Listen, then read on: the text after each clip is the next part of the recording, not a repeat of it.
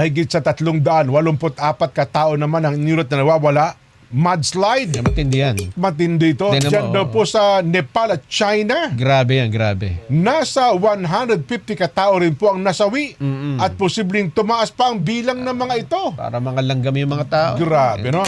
Naglunsad na po ng malawakang search and rescue operations sa magkabilang panig ng border. Inulat po ng Xinhua News Agency na nanalasa ang mudslide malapit po sa Girong Port sa Tibet. Sa capital daw po ng Nepal na Kathmandu, inihanda ang mga ospital at medical facilities para ma-accommodate daw po pasyenteng apektado ng kalamidad. Grabe, no? Ano kasi daw yan sa pagsusuri nila. Oo.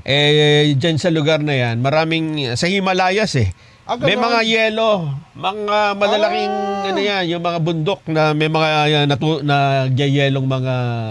So natunaw, dumos-dos. Ang nangyari, gumuho yung malalaking yelo, parang avalanche. Nako po. Oo. At nangyari, dahil hindi naman purong yelo, may mga May putik, bato-bato. Yung, etc., oo. Tinulak yung mga bato-bato, mga tubig, pati tubig.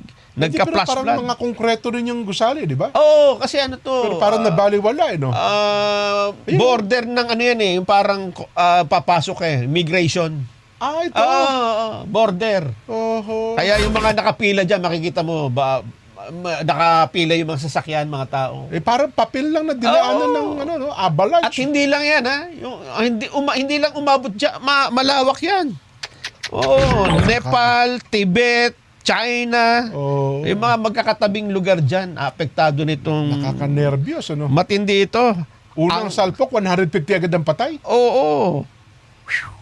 Ngayon hundreds pang hindi pa nakikita. Siyempre, hindi naman Natabunan, mahirap makita yan. Oho. At ang Jen, hindi lang yung mga nationalities halo-halo, madami. Hindi, kasi kung border, talagang ganun yan, di May ba? South Korean, Oho. may Chinese, may kung ano-ano. Ibig sabihin, pati sasakyan doon, tinabunan. Tinabunan.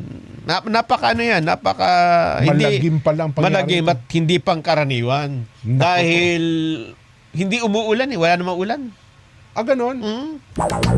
Nako, tsak yan. Abangan natin, yung mga mga expert tungkol sa kanilang analysis sa bagay na ito, no?